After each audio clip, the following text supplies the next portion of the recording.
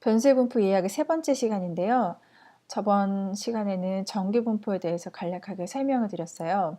그런데 실제 일을 해보니까 벨 쉐입을 가진 변수를 보는 게 생각보다 쉽지 않더라고요. 굉장히 드문 케이스인데 데이터를 받고 나서 각 변수별로 분포 모습을 그려보면 굉장히 다양하게 나타나는데 이 분포가 어떻게 혹은 얼마나 정규 분포와 달라지는지 그 개념을 비대칭도와 첨도를 통해서 설명드리려고 합니다.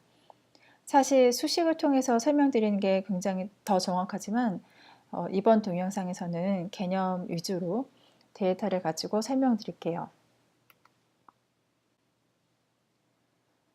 스퀴니스와 콜테시스 설명에 들어가기 전에 질문부터 드려보자면 A 지역이라는 집값의 데이터, B 지역이라는 집값의 데이터가 있어요. 그런데 스퀴니스와 콜테시스 값이 이렇게 나왔습니다. 그렇다면 이 값으로 A 지역과 B 지역에 대해서 데이터를 어떻게 이해하는 게 좋을까요? 여기에 관련한 내용은 마지막 부분에 다시 설명드릴게요. 지금 화면에 보이는 데이터는 캐글 사이트에 있는 하우스 프라이스에 관한 데이터인데요. 어떤 변수들은 이렇게 카테고리컬한 값을 가지고 있고 어떤 변수들은 숫자로 된 값을 가지고 있는데 카테고리컬한 데이터는 다음에 설명드리는 걸로 하고 이렇게 데이터가 숫자로 되어 있을 때는 어떤 식으로 접근을 해야 이 변수를 정확하게 이해하는 걸까요? 그건 바로 이 분포를 파악하는 거라고 생각을 하거든요. 처음에 이렇게 데이터를 받으면 처음에는 평균값을 구하겠죠. 그리고 평균값을 구하고 난 뒤에 각각의 값들이 평균과 얼마나 떨어져 있는지 그 떨어져 있는 정도를 계산하는 분산을 구하게 되겠고요. 그리고 평균과 분산만 구한다고 해서 바로 이런 모양을 가질지 아니면 이런 모양을 가질지 알 수가 없거든요. 그게 바로 스퀴니스와 콜테시스라는 값을 통해서 이 분포 모습을 더 정확하게 파악을 하게 되는데요. 먼저 스퀴니스부터 살펴보자면요. 스퀴니스는 third moment라고 하는데 이 moment에 대한 개념은 나중에 moment generation 펑션에서 설명을 드리는 걸로 하고요. 간략하게 설명을 드리자면 첫 번째, 두 번째, 세 번째, 네 번째 모먼트가 바로 이 분포를 이해하는 데 도와주는 값이라고 생각하면 좋을 것 같아요.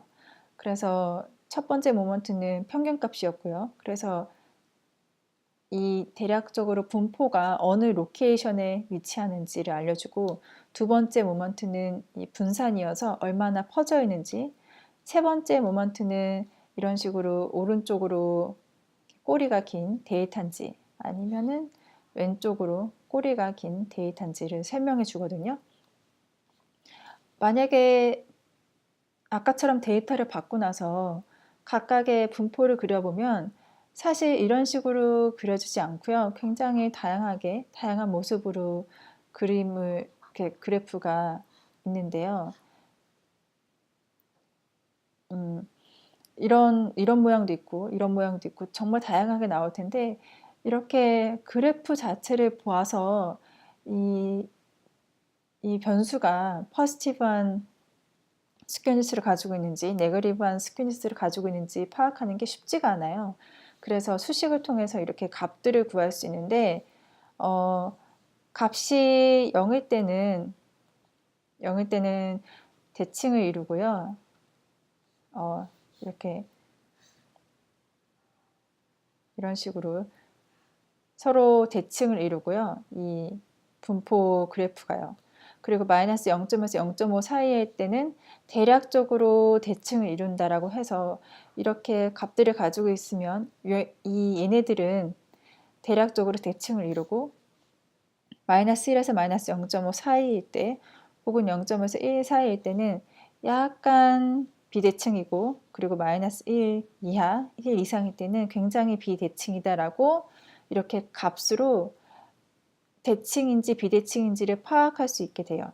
그래서 실제로 그래프를 그려보면 이런 식으로 이 변수는 포지티브한 스큐니스를 가지고 있다라고 파악할 수 있지만 이렇게 간단하게 스큐니스에 대한 값을 구해보면 이 값으로 이 변수는 오른쪽으로 꼬리가 긴 그런 데이터를 가지고 있겠구나라고 파악할 수 있겠죠. 반면에 이렇게 그래프를 그려보면 이 그래프 자체로도 파악할 수 있지만 이 그래프가 굉장히 왼쪽으로 꼬리가 긴 거 아닌가라고 오해할 수도 있거든요. 근데 사실 계산을 해보면 마이너스 0.6 정도 나와서 어느 정도 비대칭이다라고 보는 거죠. 그래서 단순히 그래프를 봐서 이해하는 것보다는 이 그래프를 보고 같이 또 스큐니스에 대한 값을 같이 봐서 이 변수를 파악하는 게 더 정확한 방법인 것 같아요. 콜트시스는 네 번째 모먼트라고 하는데요. 지금 네이버에 대해서 지금 정의된 거를 캡처를 해봤는데 도스 분포의 뾰족한 정도라고 되어 있어요. 뾰족한 정도. 근데 이런 식으로의 설명은 잘못된 정보거든요. 여기에 따른 논문도 있는데 콜트시스가 이 피크니스에 대한 메저를 한다는 것은 잘못된 개념이라고 그렇게 나와 있습니다. 사실 콜트시스는요. 쉐입의 피크니스에 대해서 그런 뾰족한 정도에 대해서 전혀 얘기를 해주질 않아요. 그래서 이 네 번째 모먼트이지만 사실은 더 정확한 해석은 아웃라이어에 대한 정도라고 보면 되거든요. 그래서 얼마나 익스트림한 값을 가지고 있는지에 대해서 그렇게 얘기를 해주는데 각각의 그 변수에 대해서 콜트시스 값을 구하게 되면 이렇게 값이 나오거든요.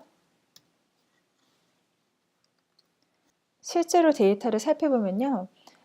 물론 이렇게 그래프를 그려서 대부분의 데이터는 여기에 몰려 있고 이렇게 익스트림한 케이스도 이렇게 있구나 라고 파악을 할 수 있지만 콜트시스 값을 구해서 203이라는 숫자는 굉장히 큰 숫자거든요. 그래서 굉장히 큰 숫자가 나온 걸 보면 익스트림한 밸류를 가지고 있구나. 익스트림한 밸류는 아웃라이어라는 뜻일 수도 있거든요. 그래서 이 변수는 아웃라이어를 가질 수도 있는 변수구나 라고 이해를 할 수 있다는 거죠. 반면에 이 네거티브한 값을 가지고 있는데 사실 이렇게 값이 네거티브하게 나오면 얘가 뭐 이런 식으로 요 끝이 플랫하다라고 잘못된 설명이 있는데요. 그게 아니라 이 끝에 있는 데이터가 나오는 정도가 스탠다드 노멀한, 그러니까 정기 분포가 가지고 있는 요 끝에 나오는 것보다 더 적다고 보시면 돼요. 그래서 이 두 개 그래프를 합쳐보면요. 얘가 정기 분포라고 해봐요. 스탠다드 노멀 정기 분포라고 했을 때 이런 식으로 나오는 거죠. 그러니까 이 익스트림한 끝 밸류, 그러니까 그 밸류들이 정기 분포보다 더 적게 나타난다는 소리예요. 그래서 지금 보면요. 얘 값이 1980년 지금 얘가 2호니까 1980년 전후로 데이터가 있잖아요. 그래서 지금 요 끝에 나오는 데이터와 여기 데이터가 멀지 않거든요. 이거에 비해서 이 중간 대부분의 데이터는 여기 있고 정말 익스트림한 케이스가 이렇게 있잖아요. 얘와 다르게 이렇게 네거티브한 값이 나오게 되면 그래프를 그려보자면 이런 식으로 되거든요. 정기 분포가 스탠다드 노멀한 정기 분포가 가질 수 있는 익스트림한 케이스를 가지고 있는 정도보다 더 적게 나타난다고 보면 돼요. 혹시 이해가 안 가시면 댓글 남겨주세요. 제가 임의적으로 데이터를 만들어 봤는데요. 이 데이터는 노멀한 데이터에서 나온 거고요. 사이즈가 10, 100천 만 개의 데이터를 가지고 임의적으로 데이터를 만들어 봤습니다. 그래서 퀄티시스와 스큐니스를 구해봤어요. 그래서 거의 0에 가깝죠. 그래서 이 데이터가 이렇게 정규 분포를 가질 때 이 스큐니스와 퀄티시스는 0에 가깝지만 0에 가까운 값을 가졌다고 해서, 그러니까 다른 말로 해석하자면, 다시 말로 설명하자면 데이터를 받았어요. 데이터를 이렇게 받고 나서 각각의 변수들의 스큐니스와 퀄티시스 값을 구했어요. 그런데 이 스큐니스와 퀄티시스 값이 다 비슷하게 0에 나왔다고 한다면, 이런 식으로 되었을 때 이 각각의 변수들이 노멀을, 그러니까 정기 분포를 띈다라고 말을 할 수 있을까요? 그건 아니거든요. 스큐니스와 콜티시스 값은 사실 이 데이터가 얼마나 오른쪽으로 더 끝에 있는 데이터가 있는지, 얼마나 왼쪽으로 끝에 있는 데이터가 있는지, 혹은 이 데이터 자체에 이상치가 있는지 아웃라이어가 있는지를 파악하는 정도에 쓰여요. 그래서 반대로 데이터가 스큐니스와 콜티시스 값이 0이다라고 했을 때 얘는 노멀이다라고 단정 지을 수는 없는 거죠. 그래서 이 노멀리티, 그러니까 이 베일 쉐입에 되는 노멀리티를 파악하는 거는 이런 각종 테스트가 있어요. 얘네들을 통해서 이 노멀리티를 정의를 할 수 있는 거고요. 0과 스큐니스 콜테시스가 0을 가졌다고 해서 노멀이다라고 말을 할 수는 없습니다. 다시 처음 슬라이드로 돌아왔는데요. A 지역이라는 집값 데이터, B 지역이라는 집값 데이터에 따라 스큐니스와 퀄티시스 값이 이렇게 나왔습니다. 그렇다면 이 값에 따라서 이 데이터를 어떻게 이해하는 게 좋을까요? 지금 딱 봤을 때 스큐니스가 A 지역이 더 크잖아요. 그리고 퀄티시스는 B 지역이 더 크고요. 퀄티시스는 얘는 아웃라이어에 대한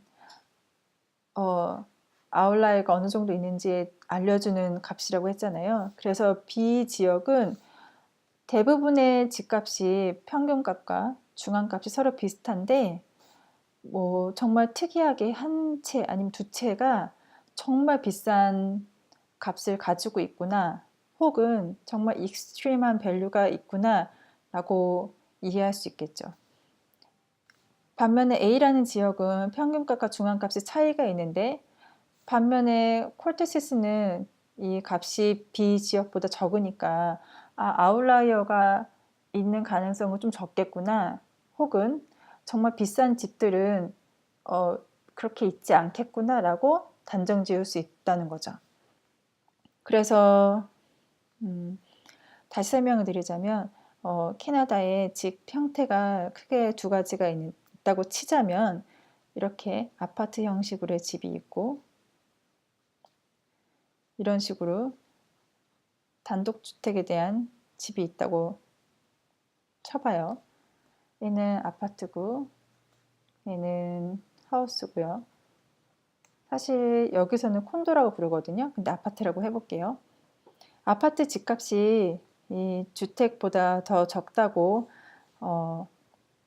치고, 물론 위치마다 다르겠지만 이렇게 집값이 아파트가 더 적다고 치고, 어떤 지역은 이렇게 아파트가 있고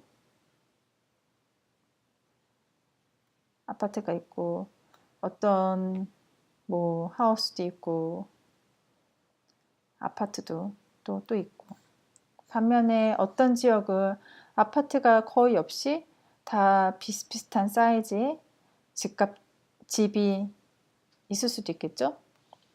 그렇다면 이런 경우는요, 바로 B 지역이라고 볼 수 있겠죠. 왜냐면 대부분의 집값이 서로 비슷비슷하니까요. 반면에 이 전체 지역에 유독 하나의 집만 정말 큰 집이 있다고 쳐요. 그래서 이 집은 집값이 어마어마합니다. 이럴 경우 이렇게 아웃라이어가 있다. 그러니까 이상치, 그러니까 익스트림한 밸류가 있어서 이런 값이 나올 수도 있을 테고요.